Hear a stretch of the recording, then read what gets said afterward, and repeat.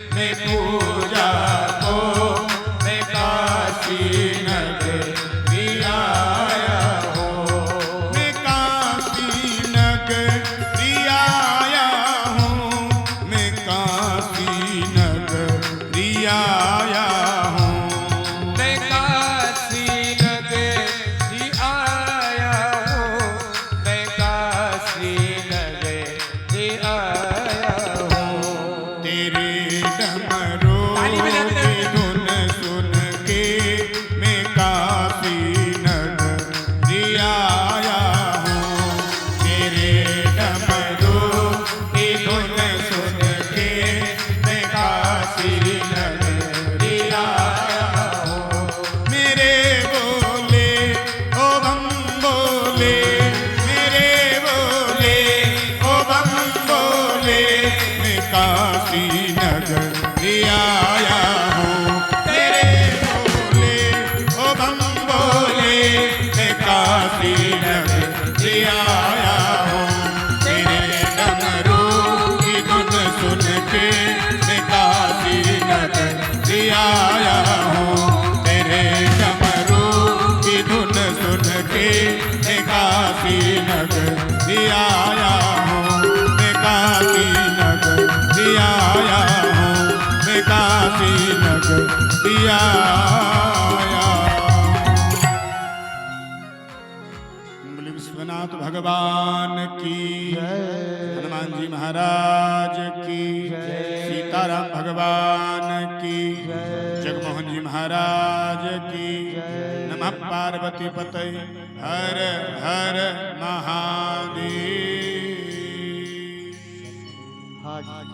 प्रधान हवन कुंड की बोली गिरिराज जी से की ओर से 7100 रुपए।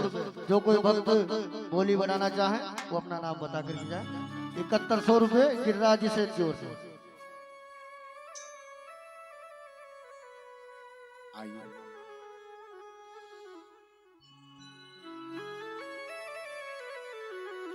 कथा अथाह है, समय सीमित है, तो उसी समय को जितना हनुमान जी महाराज पूज्य पाद गोस्वामी तुलसीदास जी महाराज प्रेरणा करते हैं, और जहां तक इस कथा को जिस शैली में ले जाने की प्रेरणा करते हैं, उसी शैली में इस कथा को हम ले जाने की कोशिश करते हैं। कल हनुमान जी महाराज लंका पहुंचे और सिया जी की खोज करी, लंका को जलाया और चूड़ामणि लेकर के हनुमान जी महाराज चल करके आए।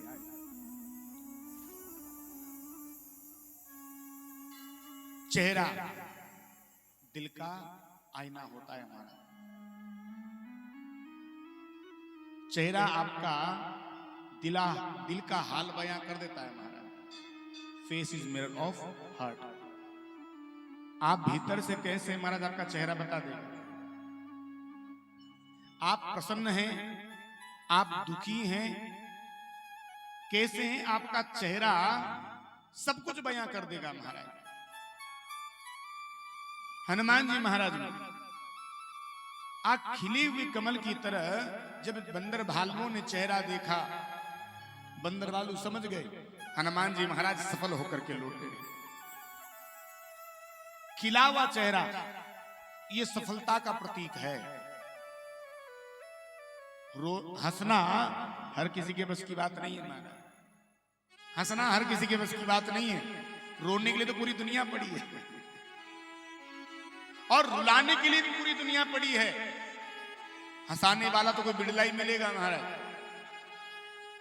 और जीवन की सुंदरता आपके खिले हुए कमल के समान जो आपका मुखमंडल है ना, इससे आपके जीवन की शोभा है। आप चाहे कितनी भी बेशकीमती साड़ी पहन लो, चाहे कितना भी बेशकीमती सूट पहन लो, आप खूब बढ़िया भले बनारसी साड़ी पहनो जो सोने के तारों से जड़ी जाती है, पर भैया आपकी जीवन की सुंदरता उस बनारसी साड़ी से नहीं है। कैसे? आप ऐसे समझो, आपने फोटो खिंचवाया होगा अपने जीवन में, है ना? स्टूडियो पर गए होंगे, तुम चाहे कितनी भी बढ़िया से बढ़िया साड़ी पहन करके चले जाओ, चाहे कितना भी महंगे से महंगा मेकअप करके चले जाओ, लेकिन मेकअप करने से फोटो बढ़िया नहीं आता। बढ़िया साड़ी सूट पहनने से फोटो बढ़िया नहीं आता। सब करके जाओ, लेकिन भैया फिर भी अंत में वो फोटो वाले भैया एक ही बात कहते हैं, क्या? जरा मुस्कुराइए। तो मुस्कुराने से फोटो बढ़िया आता है महाराज। जब हमारा ये फोटो मुस्कुराने से बढ़िया बन सकता है, तो जीवन का फोटो मुस्कुराने से बढ़िया नहीं बनेगा क्या जी महाराज? मुस्कुराने से, हंसने से जीवन का जो चित्र है ये भी सुधर जाया करता है। समय मिला है, मुस्कुरा लीजिए महाराज। रोने के लिए तो पूरा जीवन पड़ा है, पता नहीं कब रोना पड़ जाए, किस बात को लेकर के रोना पड़ जाए। हमने पहले भी कहा था, प्रसन्न रहने की कोशिश कीजिए, यही जीवन का सार है। प्रसन्न रहिए, हंसते रहिए, मुस्कुराते रहिए, जो पास आए गले से लगाते रहिए। महाराज क्या धरा है जीवन में? प्रसन्न रहिए। और आज हनुमान जी महाराज के प्रसन्न चेहरे को देखा, बंदर भालू ने जय जयकार करी। हनुमान जी महाराज चल करके आए, राम जी को सूचना दी, और जैसे राम जी को सूचना दी, आज राम जी के नेत्र सजल हो गए।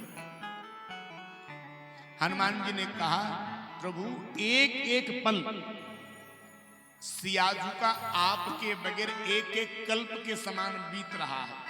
और ये सच भी है। आप देखो, अच्छे दिन बड़े जल्दी बीत जाते हैं।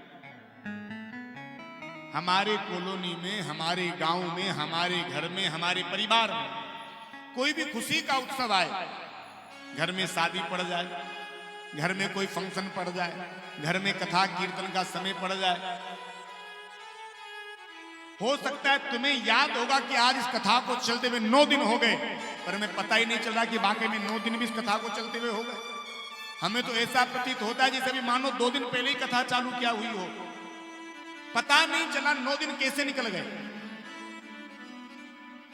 संकेत ये है, अच्छे दिन सेकंडों के समान बीत जाते हैं महाराज, लेकिन जब दुख का दिन, दुख का समय जीवन में आता है ना, एक एक दिन एक एक महीने के समान लगता है।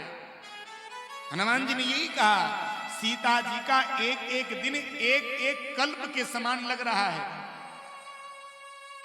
राम जी ने कहा, तो हनुमान बताओ हमें क्या करना चाहिए? बोले, प्रभु अब आपको विलंब नहीं करना चाहिए। राम जी ने कहा, हनुमान मैं तुम्हारा ऋणी हो गया। जो राम काज में लग जाते हैं, आपने कल सुना ना, जब हनुमान जी महाराज विभीषण जी के यहां पहुंचे, विभीषण जी ने कहा, अब मोए भा भरोस हनुमंता, बिनु हरि कृपा मिले ही नहीं संता। बिना भगवान की कृपा के राम जी का दर्शन नहीं होता।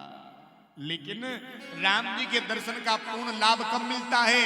जब राम जी का, संत का दर्शन करने से संत के, भगवान के, भगवंत के काम में हम लग जाएं, जब पूर्ण फल मिलता है।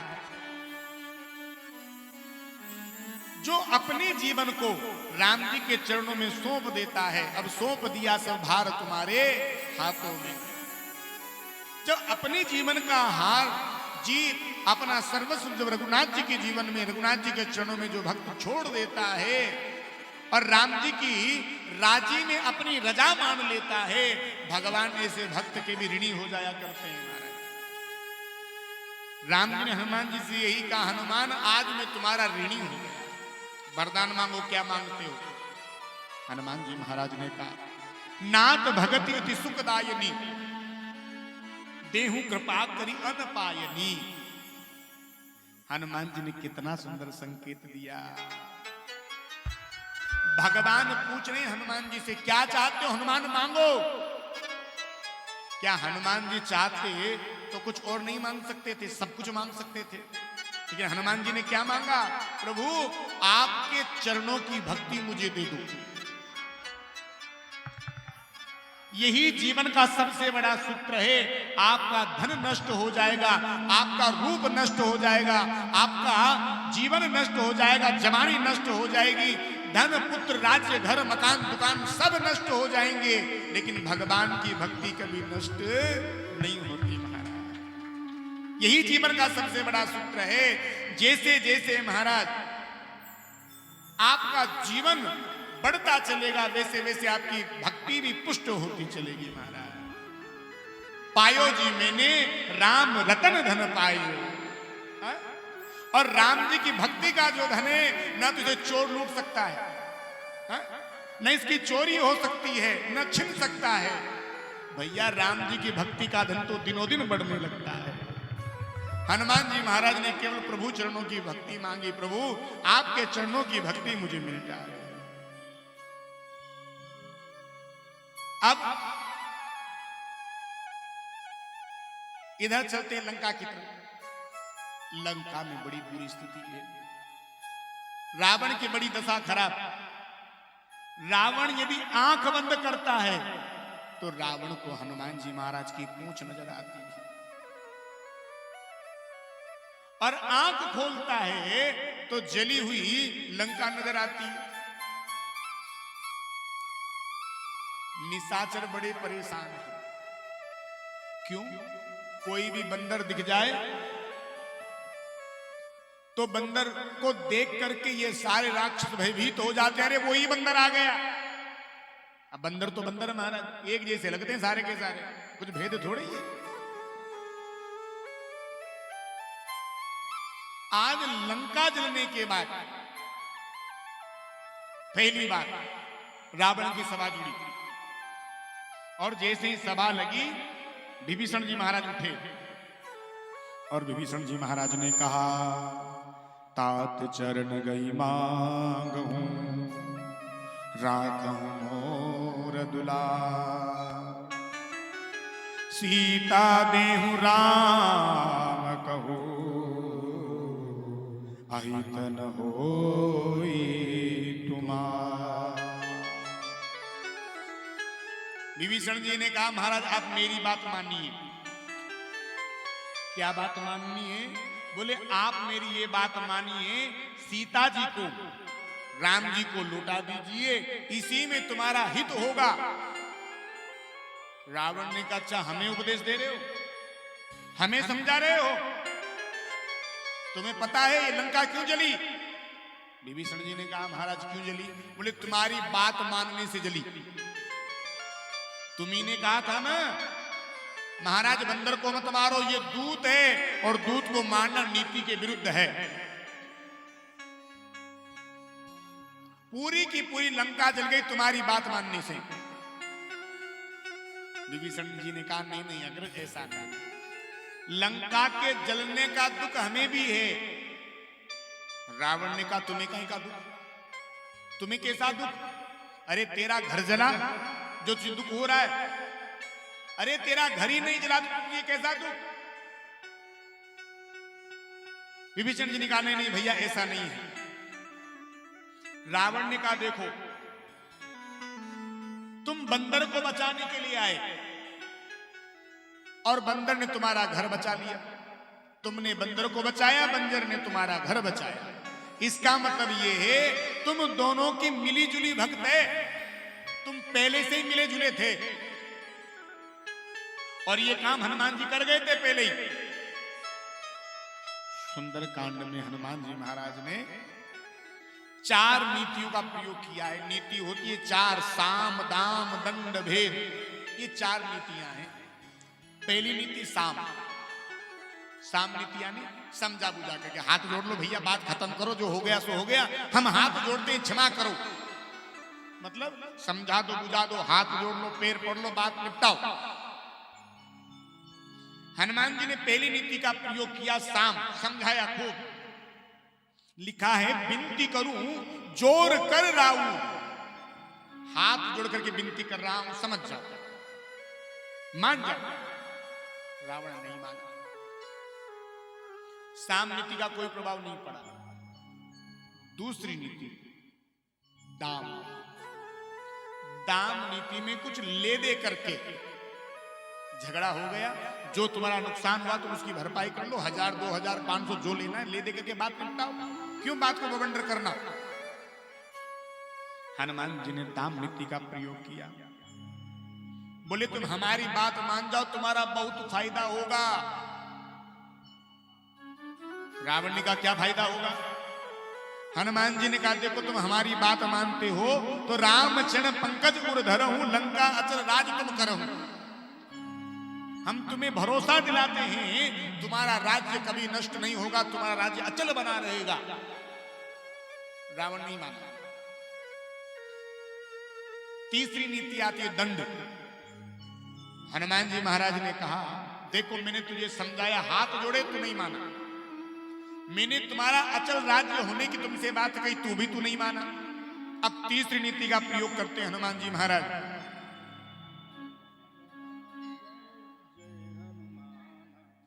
शंकर सहस विष्णु अज तोहि, शंकर सहस विष्णु अज तोहि, सकहि न राखी राम कर द्रोही, न राखी राम कर द्रोही। शंकर सहस विष्णु अज तोहि, शंकर सहस विष्णु अज तोहि। हनुमान जी महाराज ने कहा अरे तू किसके भरोसे बैठा है? यदि तू उस शंकर के भरोसे निश्चिंत होकर के बैठा हो, हजारों शंकर मिलकर के भी तेरी कोई सहायता नहीं कर सकते। ये दंड नीति यानी इसमें डराया जाता है। हनुमान जी ने बहुत डराया, रावण नहीं डरा, कोई प्रभाव नहीं हुआ। अब हनुमान जी महाराज ने सोचा मैंने साम नीति का प्रयोग किया, दाम नीति का प्रयोग किया, दंड नीति का प्रयोग किया, कोई प्रभाव नहीं पड़ा। एक नीति बची है भेद, और इसमें भेद डाला जाता है, फूट डाली जाती है। और हनुमान जी ये काम कर गए थे। हनुमान जी ये जानते थे हनुमान जी ये जानते थे कि रावण को बल किससे मिल रहा है। देखो बड़े गूढ़ रहस्य की बात है, बड़े ध्यान से सुनो। कथा कोई भी रहे, चाहे कथा भागवत रहे, चाहे कथा राम रहे, चाहे कथा शिवजी की रहे, चाहे देवी भागवत रहे, 7 दिन की कथा का जो निचोड़ होता है ना वो आखिरी दिन ही रहता है। लेकिन दुर्भाग्य से आखिरी दिन ही हमारा मन कथा में नहीं लगता। हाँ, लास्ट में बड़ी जल्दी होती है। आने वालों को रिसीव करने जाने की जल्दी, जाने वालों को छोड़ने जाने की जल्दी।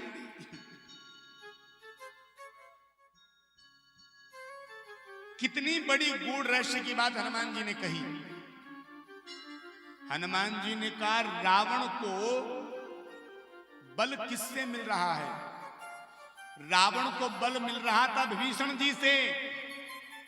संकेत ये है यदि आपके घर में भी, आपके कुल में भी यदि कोई भगवान का भक्त है जो आठोयाम भगवान की भक्ति में डूबा रहता है, समझ लेना उससे तुम्हारे कुल को, तुम्हारे घर को बल मिल रहा है। प्रहलाद जी कहां जन्म हुआ? निशाचर वंश में महाराज, राक्षस कुल में जन्म हुआ कि नहीं? लेकिन उस एक भक्त प्रहलाद ने 21 पीढ़ियां तार दी अपने कुटुंब की महाराज, 21 पीढ़ियां। तो आपके कुल में, खानदान में कोई भगवान का भक्त है जो आठोयाम भगवान की भक्ति में, साधना में, तप में लगा रहता है, समझ लेना कहीं न कहीं उससे तुम सब लोगों को अदृश्य रूप से बल मिल रहा है। हनुमान जी जानते थे जब तक विभीषण इससे लगा रहेगा तब तक भगवान इससे कुपित होने वाले नहीं है। तो हनुमान जी ने सबसे पहला काम यही किया, हनुमान जी को ये काम करना था, विभीषण को रावण से अलग किया। और देखिए बात मजे की, रावण विभीषण की बात मानता था, हमेशा मानता था। बात मानी जब ही तो महाराज हनुमान जी को मारा नहीं। विभीषण जी ने कहा नहीं नहीं, दूत है, नीति विरुद्ध है, मत मारो। बात मानी रावण ने, बात मानता था लेकिन आज नहीं मानी। और भक्त यदि आपसे कोई बात कह रहा है, इसका मतलब ये भैया भक्त नहीं कह रहा, वो स्वयं भगवान ही कह रहे हैं। त्रिजटा ने भी कहा सपने बानर लंका जारी। हनुमान जी ने क्या कहा, ये नहीं बोल रही है, शायद इसके भीतर बैठ करके स्वयं रघुनाथ जी ही बोल रहे हैं। भक्त नहीं बोलता, भक्त कभी कुछ नहीं कहता। अरे भक्त नहीं भैया, वो भगवान ही भक्त के भीतर बैठ करके बोल जाता है। ये हमारे समझ का प्रभाव है महाराज, ये हमारे समझ का फेर है।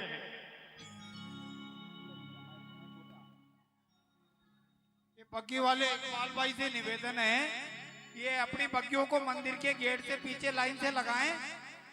इकबाल भाई बग्गी वाले,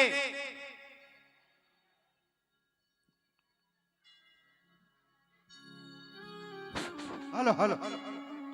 प्रधान हवन कुंड की बोली 7100 रुपए मंदिर राम जानकी मंदिर समिति के महामंत्री गिरिराज प्रसाद जी की सेन की ओर से लगी हुई है। उस बोली को यहीं पर विराम किया जाता है।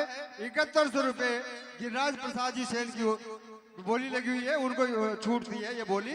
धन्यवाद। सीताराम भगवान की जय। आज हनुमान जी महाराज ने यही विचार किया कि हनुमान जी भेद डाल गए। अब या तो अपनों की बात से, अपनों की लात से व्यक्ति सुधरे, या फिर संत की बात से सुधरे। हनुमान जी महाराज ने बहुत समझाया विभीषण को, लेकिन विभीषण जी नहीं माने। रावण के पास गए, रावण से अनुनय विनय किया, लेकिन रावण ने आज लात का प्रहार कर दिया विभीषण के ऊपर। और जब लात पड़ी तब जाकर के भगवान के चरणों की याद आई।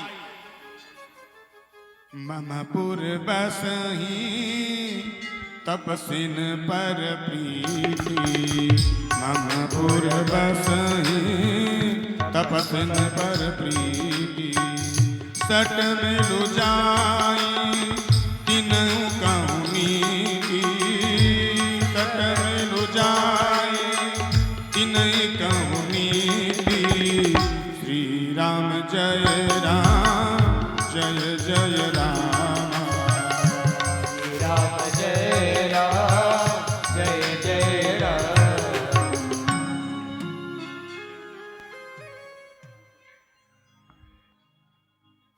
शोर नहीं आ रहा, फिर मुझे जोर लग रहा है बोलने में। यहाँ पे शोर आ रहा है इसलिए।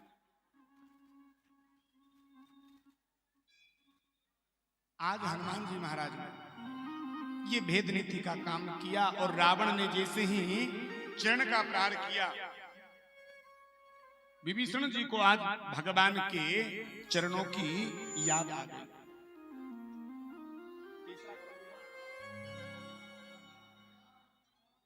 और आज विभीषण जी ने कहा मैं भगवान की शरण में जा रहा हूं, अब मुझे दोष मत देना। मेरे सिर पर सीताराम फिकर फिर क्या करना, मेरे सिर पर सीताराम फिकर फिर क्या करना, मेरे सिर पर सीताराम फिकर फिर क्या करना, मेरे सिर पर सीताराम फिकर फिर क्या करना, फिकर फिर क्या करना, फिकर फिर क्या करना, फिकर फिर क्या करना, फिकर फिर क्या करना, मेरे सिर पर सीताराम फिकर फिर क्या करना, मेरे सिर पर सीताराम फिकर फिर क्या करना।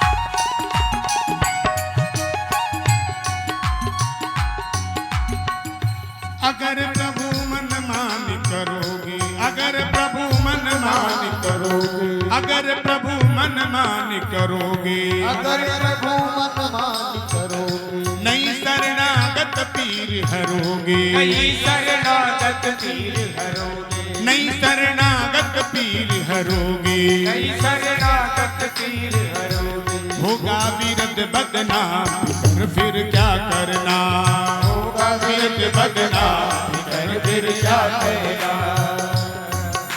सिर पर सीताराम फिर क्या करना, सिर पर सीताराम फिर क्या करना, मेरे सिर पर सीताराम फिर क्या करना, सिर पर सीताराम फिर क्या करना। बोलो सीताराम भगवान की।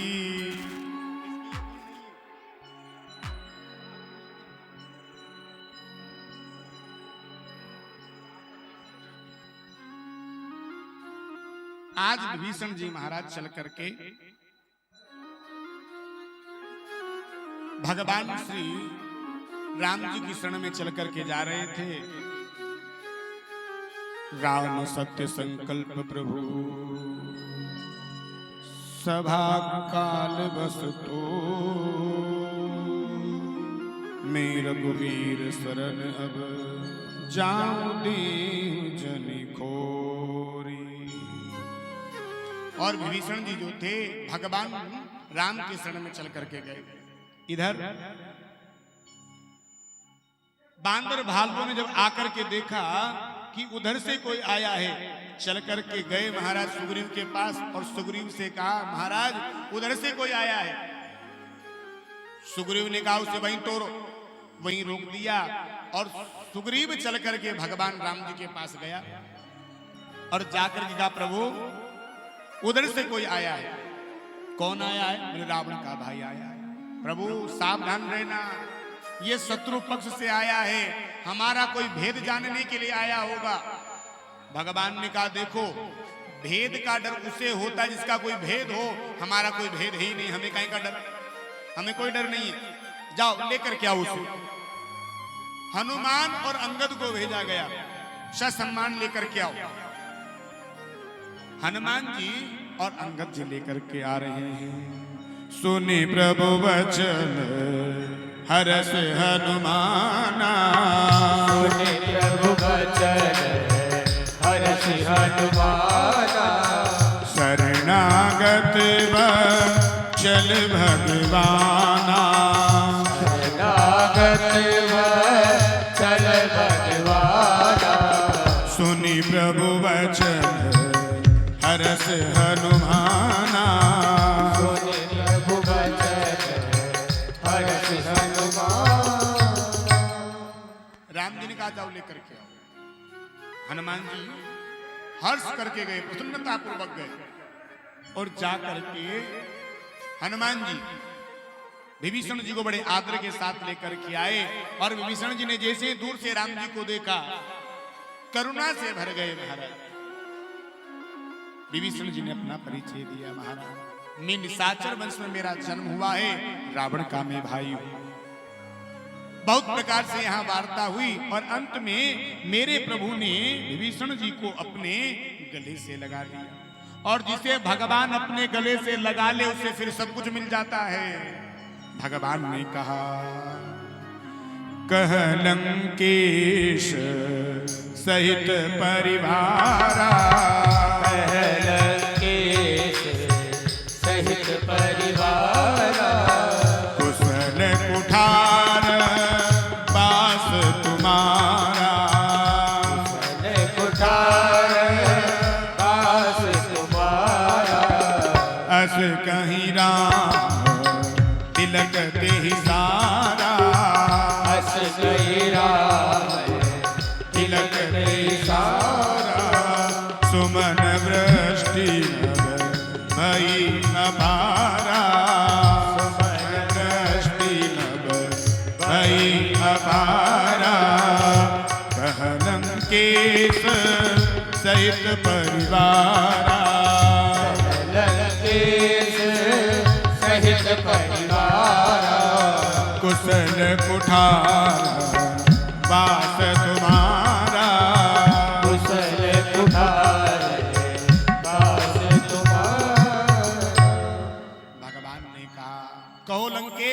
कैसे हो? परिवार में सब राजी खुशी है ना। और भगवान ने विभीषण को लंकेश कहा ही नहीं, बना भी दिया। अस कहीं राम तिलक ते ही सारा, सागर का जल लिया और भगवान ने ही राज तिलक कर दिया। सुमन वृष्टि नभ भई अपारा, और आकाश से देवताओं ने पुष्पों की वृष्टि करना प्रारंभ कर दिया। अब समस्या ये आई, ये समुद्र पार कैसे होगा? विभीषण तुमको योजना बताओ। विभीषण जी से पूछा तो विभीषण ने कहा प्रभु हमारी तो एक ही योजना है, जदपि तदपि नीति असगाई, जदपि तदपि नीति असगाई, विनय करई सागर सन जाई, विनय करई सागर सन जाई, जदपि तदपि नीति असगाई, जदपि तदपि विभीषण जी ने कहा प्रभु मेरा ये मानना है,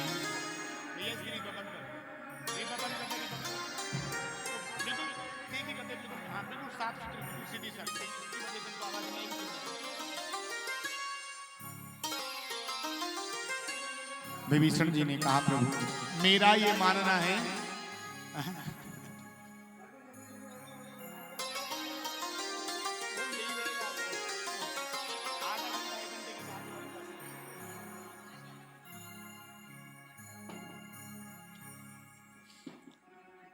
विभीषण जी ने कहा प्रभु मेरा ये मानना है कि आपको सागर के पास जाकर के प्रार्थना करना चाहिए। भगवान को अच्छा लगा, भगवान ने सलाह मानी। लक्ष्मण जी से पूछा लखनलाल तुम बताओ भैया तुम्हारा क्या विचार है? लखनलाल तो इस बात से प्रसन्न नहीं हुए, मना कर दिया नहीं नहीं भैया हमारे यदि बात मानो तो विनय विनय करना छोड़ो, इससे कुछ हाथ रखने वाला है नहीं। भगवान ने कहा नहीं लखन हमें एक बार प्रार्थना करना चाहिए। और आज भगवान सागर के पास गए, प्रार्थना करी, अनुनय विनय करने लगे। 3 दिन बीत गए महाराज, विनय न मानत जलदि जड़ गए 3 दिन भी, बोले राम सकोप तब भय दिन हो प्रिय। 3 दिन बीत गए और सागर नहीं माना। जब सागर नहीं माना तो भगवान को क्रोध आ गया। भगवान ने कहा अरे भैया भय दिन हो न प्रीत, बिना भय के प्रीत होती नहीं है। भगवान ने अपने तरकस में से बाण निकाला, अपने धनुष के ऊपर चढ़ा लिया। जैसे भगवान ने बाण चढ़ाया समुद्र डर गया। समुद्र ने ब्राह्मण का रूप बनाया, हाथ में थाल लिया, मणियों से जड़ करके ब्राह्मण का रूप लेकर के भगवान के पास आ गए। भगवान हमें क्षमा कर दें, बोले हमें सागर पार करना है, हमें कोई रास्ता बताओ।